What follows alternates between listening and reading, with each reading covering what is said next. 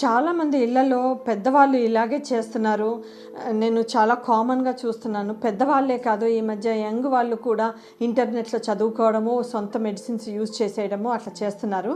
అయితే మీ particular problem, మీ ఇంట్లో పెద్దాయన ఇలా చేస్తున్నారు.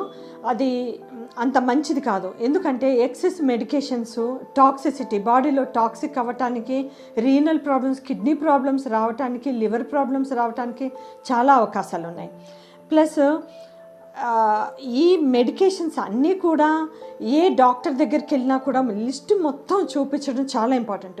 ఒక డాక్టర్ రాసిన మెడికేషన్స్ ఇంకొక డాక్టర్ దగ్గరకు కంపల్సరీగా చూపించాలి. తను మీ మాట వినట్లేదు, వినకపోతే ఫస్ట్ జనరల్ ఫిజిషియన్స్ దగ్గర తీసుకెళ్ళండి.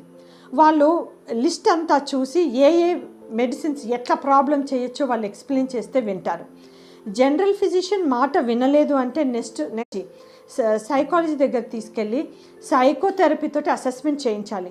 ఏమన్నా ఆయనకి యాంగ్జైటీ ఎక్కువై మందులు తీసుకుంటున్నారా, మందుల మీద డిపెండ్ అయిపోయి ఏదో ఒకటి తీసుకోవాలని, అంటే కొంతమంది ఆల్కహాల్, సిగరెట్కి అలవాటు పడ్డట్టు ఈయన కూడా ఏదో ఒకటి తీసుకోవడం అలవాటు పడిపోయారా, ఇవన్నీ సైకాలజిస్టు తేలుస్తారు.